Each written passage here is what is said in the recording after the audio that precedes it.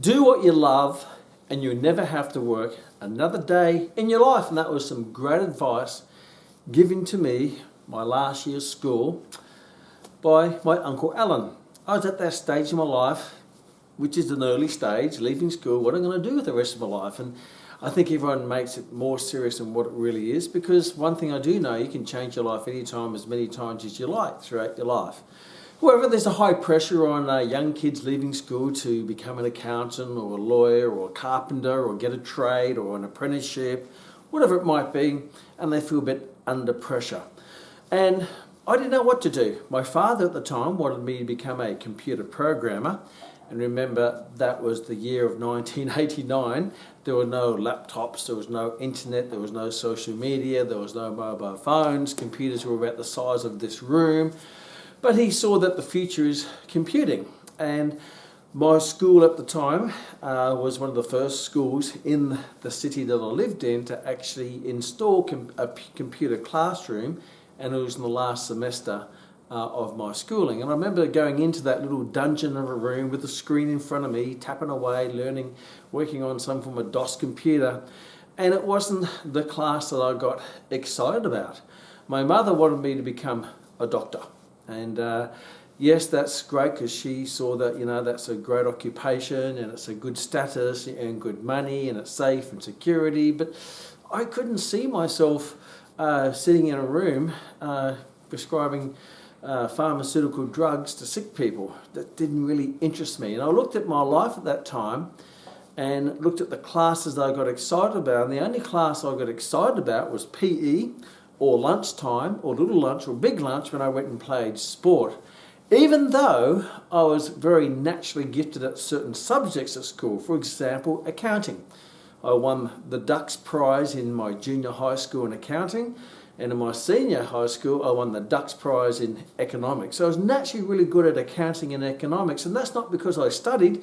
Quite the contrary, I didn't study at all. I just crammed at the end. But I just had a natural gift for numbers and economics and accounting and all that type of stuff. But I never got excited about going to that class. I just happened to be naturally good at it. So when I left school, it would have been a normal thing for me to become an accountant or an economist or study commerce or something like that and go to university, because that was what I was naturally good at. But just because you're naturally good at it doesn't mean it's right for you, and doesn't mean it will lead to joy and happiness. And the only things that made me happy was anything to do with sport, fitness, and training. They were the only things that made me happy, even though at that time, in the early 80s, there was no real career path. So when I left school, I chose to take my Uncle Alan's advice: do what you love, you never have to work another day in your life. And I thought, even if I don't make a lot of money out of it, at least I'm going to be happy. Because I had met numerous people who were very wealthy and secure and safe in iconic positions, but they weren't happy. And I also met people who weren't very wealthy. They were more gypsy life, but they were really happy. And I was smart enough, I suppose, at the time to realise that happiness is a very valuable asset to have. So to be happy, you have to do that makes you happy. And the only things I love to do was fitness and training. In my last half of my high school, I spent a lot of time going to the gym, because I got introduced to bodybuilding by one of my schoolmates' cousins. His name was Jeff Olsen, who's visiting from Canada, who was a bodybuilder, and he invited me down to the gym, and I got hooked on the gym. And because I was going to the gym so much, I thought to myself, if I'm going to go to the gym all the time, I might as well get paid to go. So that was the obvious path for me. Follow your heart, follow your happiness, follow your joy and your passion. If I followed my brain, I probably would have gone down the path of economics or accounting. If I followed other people's advice, such as my father, I would have become a computer programmer. If I followed my mum's advice, I would have become a doctor. But I know for sure that that would not lead me to happiness. I may have become successful in that economically, financially, secure, status, all of that stuff, but deep down in my heart, I wouldn't be doing what I love, doing what I'm passionate about, and following my true calling and purpose in life. So I chose the fitness path, even though at that time there was no real big fitness industry. The gyms were more bodybuilding gyms, and aerobics was the starting to be the big thing at that particular time. So there's no real career path. So I went to uni and studied human movement studies. They used to call that the Mickey Mouse degree because it led to no occupation because it didn't have an occupation attached to it. I know it has more of an occupation attached to it now, some 30, 40 years later, but back then it didn't. But I knew that if I did what I loved, I'd find a way to make money out of it, turn my passion into a profitable profession, and I'll be able to work that out. Because if I loved it, other people loved it as well. Therefore, there'd be enough people who loved it to turn into some form of career, some form of industry, some form of profession. And now, since then, I've been a trainer now for 39, going on 40 years. You know, how crazy is that? Going on 4 decades. And I still train people to this day. Obviously, in that 40 years, I've had many different career occupations and many businesses, but it's always been under the umbrella of fitness and training, and now more into the fitness training education, where I'm training other people to help them find their path.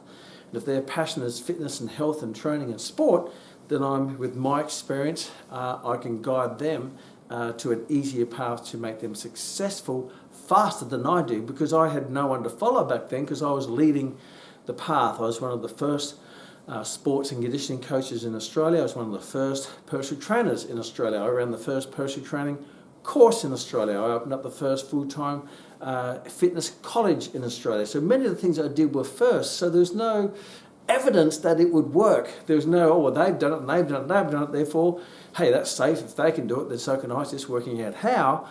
I got a lot of resistance and a lot of people saying it wouldn't work and there's no money in this and there's no opportunities in that. And I got all that from what I call the dream stealers, the people who ambush your future life. We call them the pullers. They try to pull you down, they pull your ideas down. For whatever reason that is, I don't really know, but we'll talk a little bit about that. And you may have that in your life. You may have a dream, you may have a passion, a purpose, a calling, something that gets you out of bed early, keeps you up late, and you dream about it all night long. And if you can find that thing that turns you on, that lights up your life, then energizes you, it doesn't drain you. Because a lot of people, you would have heard the saying, Monday-itis. You know, Monday-itis is, I have to go off to work to do what I don't want to do for someone I don't want to do it for, where I don't want to be. Therefore, you become a clock watcher. You know, you're looking at, they call it Hump Day Wednesday, because Monday-itis is that tough day you have to start, you have to get through the week, not from the week. And on Wednesday, they call it Hump Day Wednesday. Yes, I'm over the halfway. Oh, thank goodness I've got halfway through the week. And then I join that club called Thank God It's Friday Club. Yeah, celebration, or to get the weekend, when I like to call it the strong end. And I find that in itself a real sad way to live your life. Imagine that. You spend 5 days of 7 days doing what you don't like, so you can spend 2 days doing what you do like. I don't know about you, but I think we only have one chance at life. I don't know what happens after that. And to spend 5 days in what I call a jail, a job, means a jail is where you don't want to be, doing what you don't want to do, for who you don't want to do it for, and you're very restricted. And on weekends you get parole. Oh, I'm out on parole for the weekend, but you have to go back there on Monday-itis. And over Wednesday, yes, it's Hump Day, and Friday, thank God it's Friday. But even the weekend, it's ambushed, because on Saturday you're still hungover from drinking or partying too much on Friday to celebrate getting through the week, that treacherous week. And on the second half of Sunday, you're feeling a bit nauseous in the gut because you know you have to go back to work, and work is doing what you don't want to do. Would you rather be doing something else on the next day, on Monday? So really, there's only a short period of time. So only a small percentage of your life is doing what you really love, and half the time it's doing to band-aid your sadness from your week by drinking too much or drugs or partying, because you're trying to forget the week. And then the next week, and before you know it, weeks go by, years go by, before you know, your life has gone by doing what you don't want to do. And I think we all dream. We all have dreams when you're a young kid, when there's no restrictions and you weren't put down for your ideas and there weren't dream stealers around, you know, and you say, I want to do this and I want to do that. And they go, yeah, that's fantastic, because you're a young kid. But all of a sudden, when you become an adult, I want to do this. And they say, oh, well, that won't work, or that's too hard, or that's too difficult, or they come up with all the reasons why it won't work. But you only need one reason why it will work, finding that reason. And even when I was going through the journey, I didn't find that reason. The only reason I had was because that's what I love to do. And I knew if I loved to do it, I'd be so good at it, then I could turn it into a profession that pays my way. So if you find yourself in that boat of in jail, a job, trying to escape, and sometimes the jail holds you in there because you may actually get paid well or provide security. You say, oh my gosh, and every time you leave they give you a pay rise, which is the thickening up of the jail bars made of dollar notes. But here's the ultimate question: is your life for sale? Is your life for sale? Can someone buy your life by paying you to do what you don't want to do, where you don't want to do it, for who you don't want to do it for? And sometimes the people that you have to work with can be quite toxic in your life. And do you hang out with them in your own time, or do you try to get away from them? So chase your dreams. You only get one shot at life. Don't chase your dreams. How about you just live your dreams? And unfortunately, I'm in a business now, the Max International Fitness College and Business College, where we're the bridge to get people from the jail that they're living in now to the castle that they want to build. Jails are already built for you. You don't have to build a jail, they're already built, and they just sort of persuade you in there with, hey, security, safety, maybe status, or money. Because some people want to become a doctor or a lawyer because it has a status symbol to it. One of my graduates was a lawyer, and she became a lawyer because her parents wanted her to become a lawyer. So she obeyed her parents, which is fair enough, and I guess for her, and plus lawyer had a status of, yes, I'm a lawyer, well, I'm important, plus I get paid really well, and it's safety and security, and people look up to you because you're a lawyer, and it's a executive professional.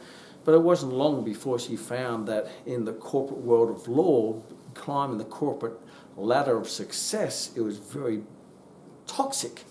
So much so that on a Monday morning she would throw up before she went to work. And she was really good at it. She had an honours degree, she was talented, she was disciplined, she was hardworking.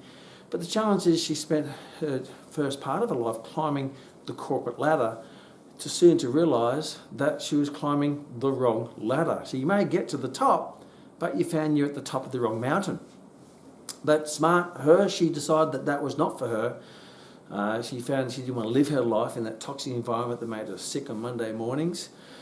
So she changed professions. She did the Max program and she transitioned over time out of law. And it wasn't long before she was a full-time personal trainer, face-to-face at one of the gyms in New Zealand called Les Mills. And she found that it wasn't long before she was getting paid twice the amount of money as a exercise professional to work half the amount of time doing what she really, really loved. And she's also a professional athlete as well, so she built an online business and went to America, and she competed in America in her sport, still ran the business online, and she's moved on and on from there, following one passion after the another. But a lot of times, some people just get stuck in that job or that that business or that jail, and before you know it, their life has gone by. So I guess at the start, it's probably the easiest way to address this is make sure that you start climbing the right ladder at the start, or better still, building your own ladder. So yes, sometimes it's good to take people's advice, but be very careful because advice can come from interesting places. I've always taken my own advice. Yes, I've looked at other people's advice and I take that, no, I dump that, I trash that. I remember when I first wanted to become a personal trainer, I was shared with one of my family members, I'm going to become a trainer. And she said, oh, no one's going to pay for personal training. Who would pay $30 for a personal trainer? And this is going way back. And I said, well, you're right, that's why I'm going to charge $50. I had a little dig at her because she said it wouldn't work. And that fueled me to make it work. And it wasn't long after that, within 6 months, I was earning $2,000 a week as a personal trainer. I was training 40 people a week at $50 a session, and that was in the late 80s. So I was earning $100,000 a year as a personal trainer in the late 80s. At the start, people said it wouldn't work. And then I said I'm going to open up a personal training studio, and everyone said, oh, that won't work. Why would someone pay to go to a personal training studio, big prices, when I can go and join a gym where it has lots more equipment and lots more people and mirrors for a small amount of money? And I said, no, but I think there's going to be people who want that privacy, who want that exclusivity, who wants that away from that big scene. And luckily enough, I didn't listen to them, and I opened up a personal training studio, and it wasn't long before my studio was doing over 160 sessions a week, charging $50 a session. So I was earning about $8,000 a week from my studio with 6 trainers, close to $500,000 a year. And that was in the early 90s. But again, if I listened to the advice of other people, I wouldn't have done it. Actually, if I go back in time and look at all the advice I listened to, if I took that advice, or the significant people in my life, that if I took their advice, I would have achieved anything that I've achieved today. Because their advice was coming from, they may have had good intentions, but their advice was unqualified. They hadn't done what I wanted to do. So their advice came from a complete place of naivety and ignorance and hearsay, and because they didn't have the vision I had, because they couldn't see it, they didn't believe it. A lot of people don't believe what hasn't already been created. They only believe what they've been educated in. Einstein has a great saying, imagination is so far more important than education, because education is confining, where imagination is limitless. I mean, you get educated in what people know. That has been proven. But geniuses create things that don't exist. They are pioneers. They create things that aren't even there. Therefore, how can they take advice from people who don't have that imagination, and they can't have that education because it doesn't exist? Because when I first wanted to become a personal trainer, there's no personal training courses. There's no personal trainers. So where does the advice come from? Well, there's no other personal trainers out there, so it can't be done. Well, that's not going to work, is it? But wait a minute, someone has to start it. Everything that seemed impossible, everything that is possible now was once seemed impossible. Going back to the Wright brothers, and people said you can't fly, and they're the first people to fly. Now we travel around the world in flights like it's just a natural thing. I'm in light now when Thomas Edison created the incandescent light bulb, and everyone says that's not going to work. And he was being interviewed by a journalist on his journey to inventing the incandescent light bulb that gives us light today.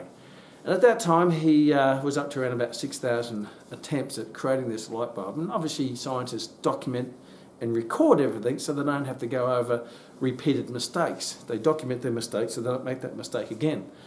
And the journalist so happens to say, and whether this is true or not, but don't let the facts get in the way of a good message. And the facts could be true. I don't know, I wasn't there. But he said, look, you have failed 6,000 times in trying to invent the light bulb. And Thomas Edison says, no, you're wrong. I haven't failed. I've succeeded 6,000 times in how not to invent the light bulb. Interesting. So therefore, it's not if, it's just when. And it took him up to, apparently, 10,000 times before he actually succeeded. And I think most people in life, they would never would have started because they thought, well, no one else has done it, so it probably can't be done. Or they may have attempted a few times, they would have quit, or maybe 20 times they quit, or 100 times they quit, or 1,000 times. But I don't think many people would have the endurance of 10,000 times who truly believed that they could do it. And if you look at the technology today of mobile phones, I mean, that was just crazy because I grew up with phones were on the wall and you had to dial and there's no answering machines. And I remember the fax was quite an amazing breakthrough in technology. Well, fax is amazing. I remember my mate, Fruity, my best mate from school, he faxed me a document from halfway across the country, and I went, my gosh, you mean that? I couldn't work out how that happened. But at that one time, people said that would be impossible. Who would have thought?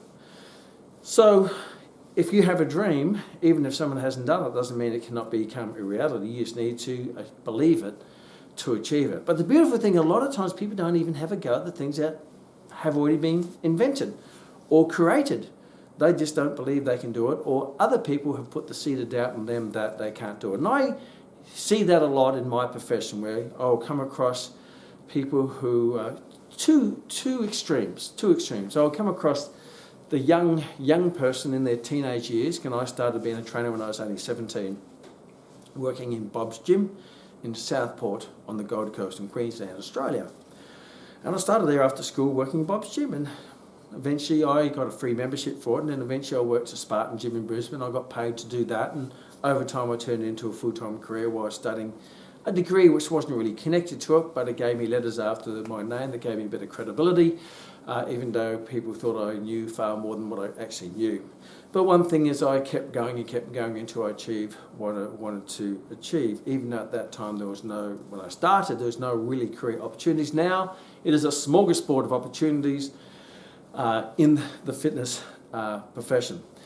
But there were kids who, even today, want to become an exercise professional. They want to become a personal trainer, a group exercise, own a gym, whatever it might be. And I see some go for it and they become really successful. And it's fantastic because they chase their passion, they connect that to a purpose, and they turn it into a profitable profession. And they stay on course on their ladder they're building, irrespective of what everyone else says. And many of them will still get resistance from people who don't believe they can do it, but they ignore them and they do it anyway. And sometimes they'll seek, and unfortunately they'll seek advice from people who haven't done it, and therefore they'll give them ignorant advice, based only on their knowledge. Doesn't mean that's all the knowledge, just on their limited knowledge and their ignorance of that area that they have no knowledge of, and they'll give them stern advice. And sometimes I'll have kids' dreams being stolen by family, friends, colleagues who say, and they don't take the fitness profession seriously because they think a serious profession is a lawyer or an accountant or an engineer, something you have to go to university to. And you can go to university for fitness, but you don't have to. So it seems to be that they tend to say, because the old tradition is leave school, get a trade, and become a carpenter or a plumber or whatever it might be, fitter and turner, then you're set up for, you got a trade. Or leave school, go to university, get a degree, and then go into the corporate world or something like that. And that's the old school way of looking at things. But you find that most entrepreneurs or business owners don't actually go through university. They actually go and chase their dreams, they build the business, because you can get knowledge anywhere. You don't have to go to an institution to get the knowledge. Knowledge is easily accessible. So I'll come across young kids where they want to chase their passion, they love fitness, they love training, they tell me all about it, it ignites them, it's the only thing that makes them happy, it's their happy place. But unfortunately, adults will say negative things about it and say, no, they'll just demand, you're not doing that, you're going to go to university, you're not doing that, you're going to get a trade, you're not doing that, you're going to get a job, that's not serious, you can't earn money out of that, you're going to fail, whatever, which is really interesting because I know many exercise professionals who own gyms and franchises and studios who are multi-millionaires. And it's not that money's the driving factor, but they become very, very wealthy. And I know that I was earning $100,000 a year, $2,000 a week, back in the late 80s, early 90s, and more beyond that. So it's not that you can't make money out of it, because there's plenty of money in it, because health, there's lots of money in health. Because a lot of people will spend their health to get their wealth, but then they're going to have to reinvest their wealth to regain their health. And where are they going to go for that?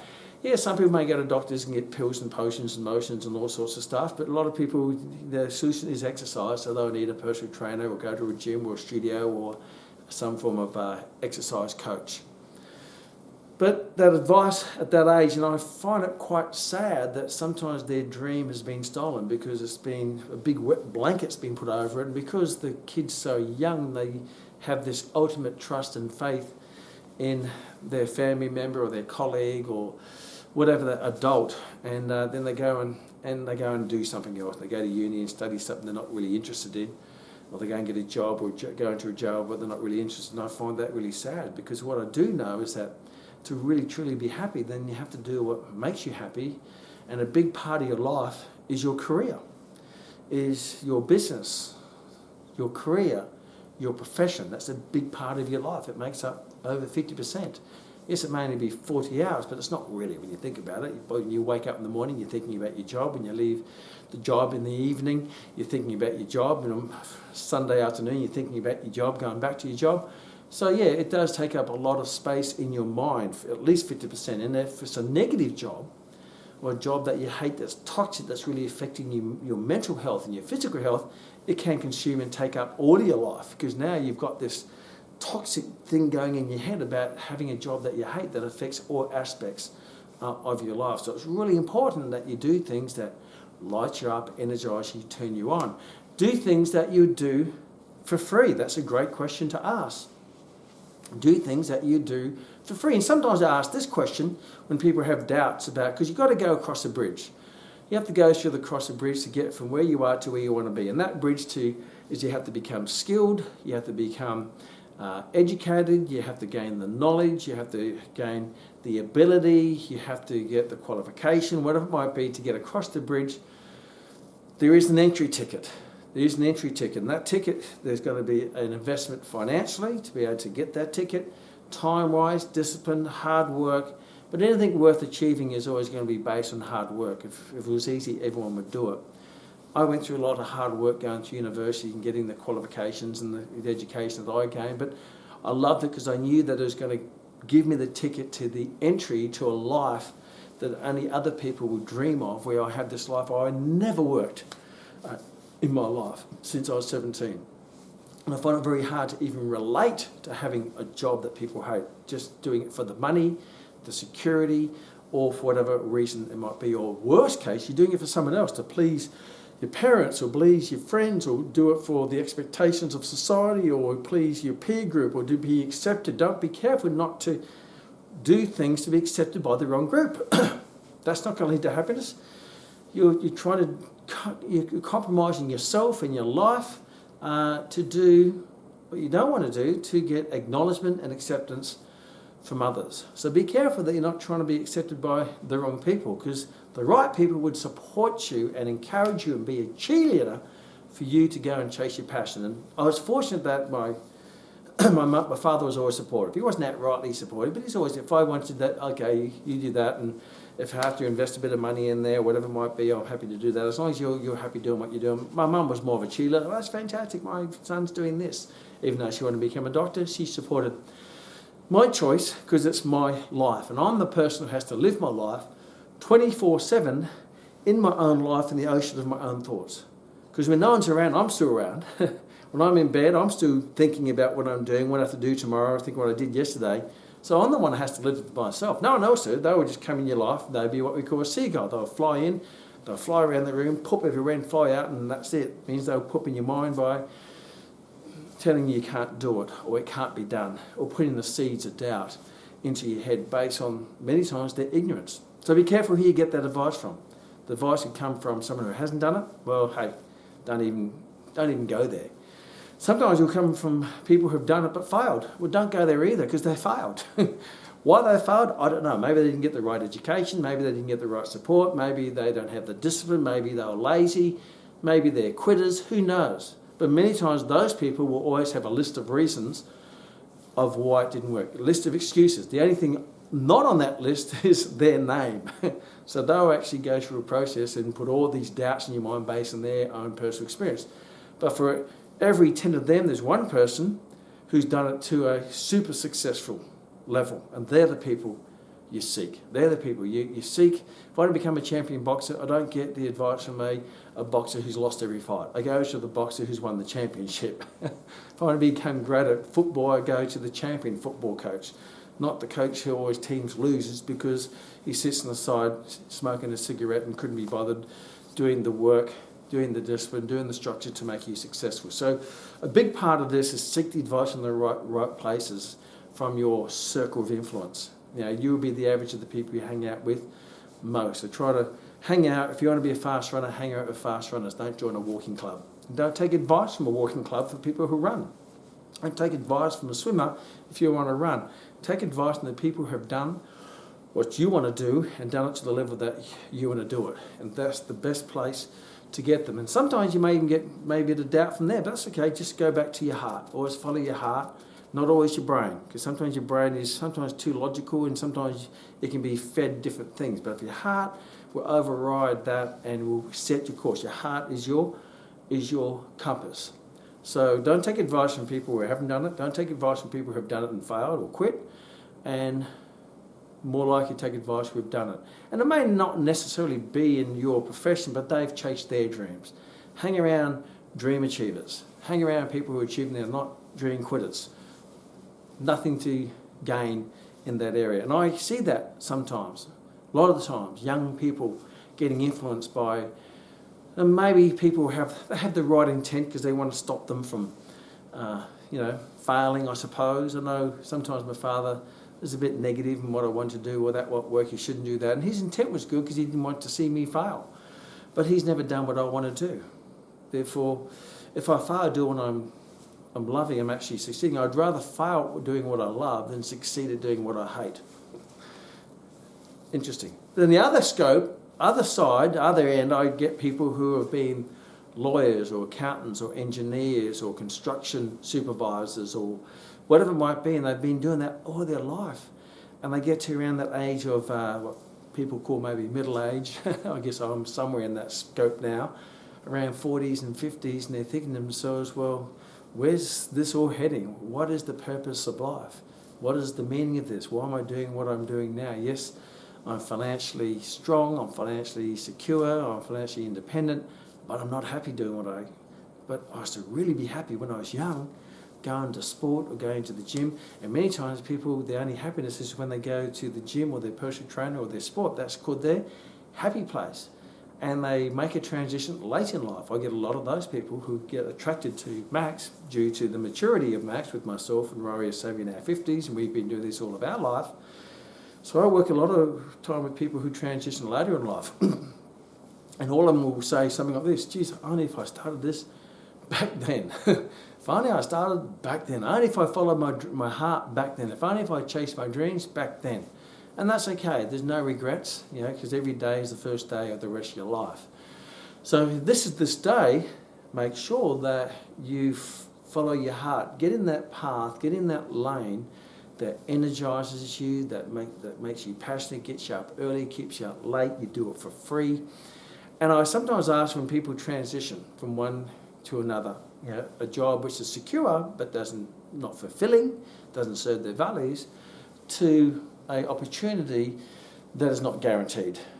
And I say, look, if I had, for example, how much you're earning now? And they'll say, this is how much. So if I had a position over here that paid you exactly the same amount of money that you've been earning here, and this position was there waiting for you now, you had clients to train, you're going to earn the money, you had the qualification, you had the skills, and you're ready to go next Monday, would you do it? And they say, of course I would. Well, there you go, you've made your decision. Because if it was a choice of doing what you got now versus doing what you really want to do, and there's no bridge, you were already there, then you do it. Now all you need to do is cross the bridge. And crossing that bridge is going to be, obviously, some form of sacrifice. You have to maybe sacrifice time to learn the knowledge and the skills and get the qualification and get the experience. And you may have to do that in your own time, outside in your parole time, on weekends or late nights, to build that opportunity. But once that bridge is built, once you've got that skill set, once you've got that knowledge, once you've got that qualification, you've got that for the rest of your life. And all you need to do is cross the bridge. And once you're on this side, you look back and say, why did I stay in that jail for so long? One of my other proteges who I mentor for many years now, he had a safe, secure job. And I don't think he was completely happy about it. No, we were training one morning and he said he just lost his job. They got sacked. And I said, congratulations, how awesome is that? And that sort of made him look a bit, he said, wow, what's going on there? Everyone else is really sad, and my wife is upset because the security's taken away and they haven't got the money, and everyone's really sad, but Kman's really celebrating that I got sacked. And he says, why do you say that? He says, well, two reasons. Number one is that you sucked at your job, therefore your boss didn't want you. You don't want to be there where your boss doesn't want you because you sucked at it. There's a reason why you sucked at it, because you probably weren't good at it. Or number two, you didn't like your job anyway, and you were average at it, therefore you got sacked. So either way, it's not right for you, because if it was right for you, he wouldn't sack you. He wouldn't sack you because you're the most valuable team player in his business. And there's a reason why you're not the most valuable team players, because you're not really turned on by that job. You're there for the wrong reason. Now someone's pressed your reset button. You've gone back to what we call zero-based thinking, means you can start again. What do you really want to do? What do you really want to do? And he said, well, I want to open up my own martial arts school. And I said, well, now you've got that opportunity.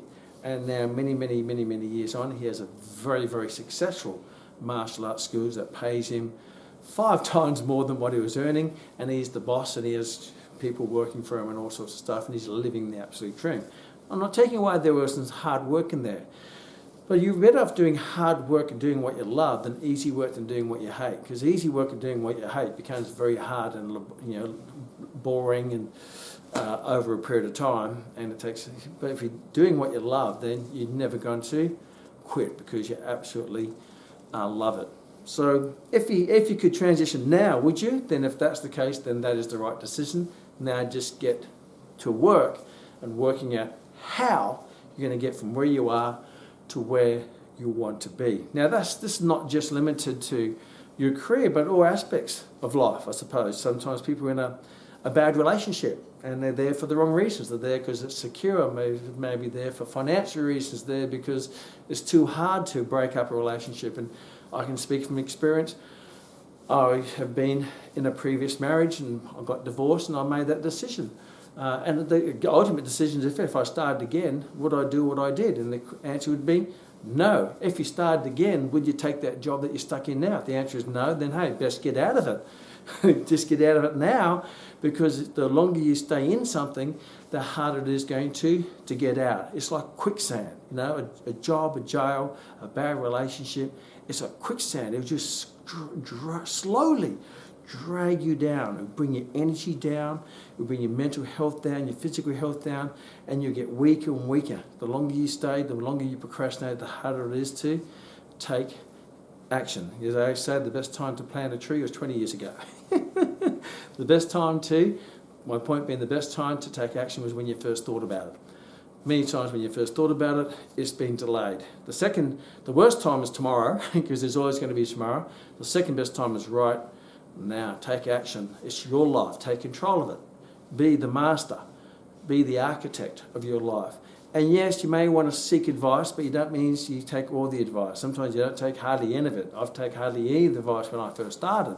I do take advice. I'm always surrounded by people around me in my library of all these famous people always did what they love. They didn't do what they did for the money. They didn't do it for the security. They didn't do it for the status. They did it because they loved it. And most of them weren't paid when they started. Every athlete didn't get paid to get started, but many of them become multi-millionaires. Every entrepreneur, when they started, they built the business for free. No one paid them to build it. They built it, whether it be Steve Jobs with Apple, whatever it might be, whether it be Mandela with his cause of social justice and civil rights. Doesn't really matter. All of these people who write significant books that sit on people's libraries, all of them started with only not even 2 pennies to rub together, a lot of passion, a lot of purpose, and they did it for the right reasons. It wasn't money. They didn't get it at the start. They got money at the end. As I was saying, is you do more than what you paid for, and eventually you get paid for what you do. Now, this is a great little 3-step process to have a happy life, because ultimately that's what people want. People say, what do you do for a job? Maybe they should be asking this question, are you happy? That's a great, because your job many times doesn't make you happy. Most people, their job doesn't make them happy. If I say, if you stop getting paid to do your job today, would you go to work on Monday? And the answer is no, of course not. Well, I would, because I started training people and going to the gym for free. I actually paid to be a member of the gym, and I started training people for free because I just loved it. And eventually that roles reversed, because I became so good at it, they started paying me to train them, and gyms paid me to be there because I added value. And before you know it, now people pay me to educate you, qualify them, coach them, mentor them to have a great career. Because when I first started, I wasn't paid to do it. I did it for free. When I started all of my 15 different businesses in that journey, no one paid me to start the business. I started the business for free, build the infrastructure, and before you know it, they started to pay me. When you make a movie, for example, no one pays the producers to make a movie. The producers invest the money to make the movie, then they release the movie, then the audiences pay their tickets to see the movie. Well, you're the movie. People come to you for an experience, and that experience is a healthy one, to be fit, healthy, strong, whatever it might be. But you are the movie that people pay the entry fee to pay to get your advice or get your motivation or get your guidance and coaching, whatever it might be. So if you do what you love, you never have to work another day in your life. If you're not working your life, then you will actually keep doing what you love. So on the other side of things would be no retirement, because why would you retire from your purpose, from your passion, from doing what you love? I remember having lunch with another business man who asked me this great question. He said, so you've done really well, you're very wealthy, you've had lots of success over your years, why don't you retire? And I asked a great question. I said, what would I do? What a great question. If I retired, what would I do when I'm not doing what I love because I've sold my business or retired from it? Because if you love it for the right reasons, you'd never quit doing it because it's in your blood, it's in every cell of your body. Whether it be from a young age right to your mature age, you're going to keep doing what you're doing. Rory, for example, my beautiful wife and business partner, she started her career and she was only 14 years of age. And she was at that stage of age where she wasn't necessarily getting support from her parents. Her father wanted her to become a lawyer, and she wasn't getting any love for her calling, her passion of health and fitness, because they didn't take her seriously when you become a fitness trainer. So much so, she ran away from home at age 14 from Melbourne to Sydney, and she was working as a group exercise instructor and fitness trainer by the time she's 14, 15 years of age. Because she's doing what she absolutely loves with haven't even finished school, she's a trainer. She became a manager of a gym by the time she's 18, and since then she's managed gyms all over the world and owned gyms all over the world, Europe, USA, Australia, New Zealand. And her fitness business is actually in Australia, got her listed on the BRW Young Rich list by growing one of the fastest growing companies and becoming one of the richest people in Australia under the age of 40. So not bad for a young girl who'd never finished school, ran away from home and chased her passion and turned it into a profitable profession. And now, like myself, she's now approaching 60, still has the same amount of passion for fitness and health and well-being and the cause, and obviously doing different things in those last 40 years, from being the group exercise instructor to running different businesses. And we create our own, I can say, leverage, our own vehicle to express our genius and our experience and our love and our passion through different businesses and different modes of communication. But it's all basically serving the same purpose. So as you mature through your life, you actually become better at what you do and find better ways to do it and better ways to communicate it. And you may even mould that to different population groups, because that's what maturity is. When I was young, I wanted to work with elite athletes. When Rory started, she loved group exercise. And as that, we both went to our journeys into gyms, and Rory managing gyms, me running personal training studios, setting up business sections, going into the business world, then going into fitness and business education. So your journey is going to change. You're going to cross many bridges on your path, but make sure that you're on the right path, doing the right thing for the right reason, because most importantly, you're the right person. But the path to happiness, a 3-step approach, which I was exposed to in an institute called the Happy Institute. And they said these are the 3 things to make sure that you live a happy life. Number 1 is make sure you do what you're absolutely passionate to do, because it's that passion that's going to get you through the tough times, the hard times, and also to take you to the peak times as well. So you have to do what's really, because it's not always going to be a linear growth. It's going to be sometimes a rocky road, but it will go up. Passion. Number 2, that passion, make sure it's attached to a purpose. And that purpose is something which is bigger than you, something that you serve, a purpose. You can connect it to your values.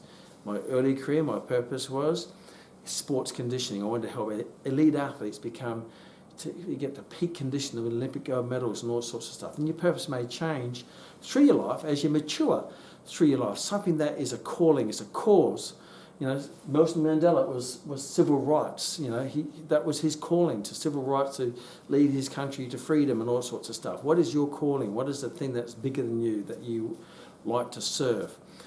And then the last one is make sure that you actually produce measurable results. It means there's a scoreboard. You know, it means that provides the scoreboard basically gives you feedback whether you're on path or off path, whether you're making a difference or not making a difference. And you measure that any way you want. It could be number of clients, number of people you help, it could be money in the bank, but it has to be a tangible measurement so you don't fool yourself. You know, it's this tangible measurement that this is what you've done and this is how you measure what you've done, and whether you're on course or of course. So there's the 3 points to living a fantastic life. And I always remember one of my graduates who was working for me for some time, and now he has his own corporation. He has a multi-million-dollar business, and I started working with him when he was only 17 years of age. And in that early stages, I was mentoring him, to help him, to guide him to become the man he is today. And I'm still in contact with him now. Sometimes he wants a bit of advice or a bit of wisdom or whatever it might be, or a third eye on it, or different eyes. And he got off the phone to one of his mates who was an investment banker, and his mate was really upset. He says, well, what's going on there? He says, well, the marketplace has really dropped down at the moment, so he's really upset because he's lost so much money. And I thought that's really odd. Because if you attach your happiness to the marketplace, then you're going to have a very rocky road. So if your happiness is when the stocks are going up, if your happiness is up, then that's great. When the stocks go down, you're miserable. When they go up, you're happy. You're miserable, happy, miserable, miserable, miserable, happy. Isn't that interesting that you attach your happiness to something which you don't really have complete control over? And I thought of my career, through my career, financially, my money was really low at the start, and my money over time grew over time. But my happiness has always been at 10 out of 10. My money was sometimes at 0 out of 10 and 1 out of 10, and eventually it got up to 10 out of 10, it came down to 8, and it goes up and down naturally depending on the economic tide of the time. But my happiness has always been 100. So make sure you don't attach your happiness to money. There's one thing, because money comes and goes. Don't attach your happiness to people, because people come and go as well through your life. Being someone now approaching 60 years of age, there's a lot of people come in and out of my life, and I attach happiness with them. When they leave, they took my happiness. Imagine that. Imagine my first marriage. My happiness would have gone with that one. No, my happiness has always been there. Don't attach your happiness to things, because things come and go. Don't attach your happiness to acceptance of other people, because other people have their own motivation.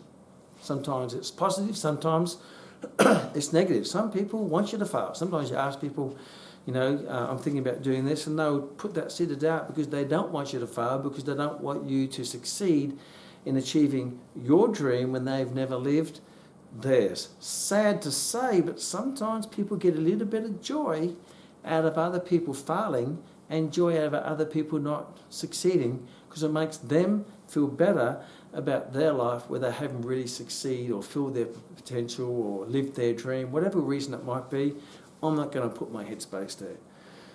So at the end, make sure that your happiness is attached to your passion, to your purpose, and to your calling. And that's also in alignment with your values. And irrespective of the tide, the economic tide, the people tide, the financial tide, because the tide will go in and out, like the seasons change throughout the year. Some people get miserable in the winter. In the winter they say, oh, it's too cold. In the summer they say, oh, it's too hot. In the winter season, it's too windy.